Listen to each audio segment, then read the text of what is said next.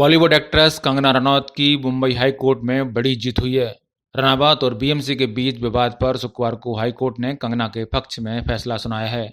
Court का कहना है कि बीएमसी ने खराब नीयत से एक्शन लिया था। अब बीएमसी को कंगना को मुआवजा देना होगा। कंगना ने इस फैसले पर ट्वीट करके खुशी जताई है। कंगना ने कहा है कि जब सरकार के खिलाफ किसी निजी व्यक्ति की जीत होती है तो ये व्यक्ति की नहीं बल्कि लोकतंत्र की जीत होती है। कंगना ने उन लोगों का भी धन्यवाद दिया है जो उन्हें इस मामले में सपोर्ट कर रहे थे। बॉम्बे उच्च न्यायालय ने कहा कि इस बात के प्रमाण है कि तोड़े गए दफ्तर पर कोई अवैध निर्माण नहीं किया गया था। अदालत ने तोड़फोड़ के आदेश को रद्द कर दिया है। कोर्ट ने कहा कि बीएमसी की कार्रवाई गलत इरादे से की गई थी। साथ ही दफ्तर में तोड़फोड़ से कंगना को हुए नुकसान का मूल्यांकन कर उसे बीएमसी को देने का आदेश भी कोर्ट ने दिया है। बॉम्बे उच्च न्यायालय ने बॉलीवुड एक्ट्रेस कंगना रनौत को कहा कि सोशल मीडिया पर अपने विचारों को रखने में संयम बरतें। कोर्ट ने भी कहा कि किसी भी राज्य को किसी नागरिक द्वारा की गई गैर जिम्मेदाराना टिप्पणियों को नजरअंदाज करना चाहिए। अदालत ने यह भी कहा कि अदालत किसी भी नागरिक के खिलाफ प्रशासन को बाहुबल के उपयोग करने की मंजूरी नहीं देता है। न्यायमूर्ति एस.जे. काटवाला और न्यायमूर्ति आर.आई. चावला की पीठ ने कहा कि नागरिक निकाय द्वारा यानी बीएमसी द्वारा की गई कार्रवाई अनाधिकृत थी, अनऑथराइज थी, उसमें कोई संदेह नहीं है।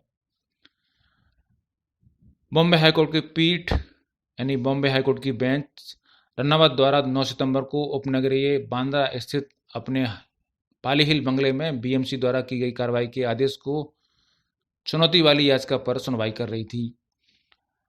हाईकोर्ट की पीठ ने कहा कि नागरिक निकाय ने एक नागरिक के अधिकारों के खिलाफ गलत इरादे से कार्रवाई की है। रनावत ने बीएमसी से हर जाने में 2 करोड़ रुपए मांगे थे और अदालत से बीएमसी की कार्रवाई को अवैध घोषित करने का आग्रह किया था।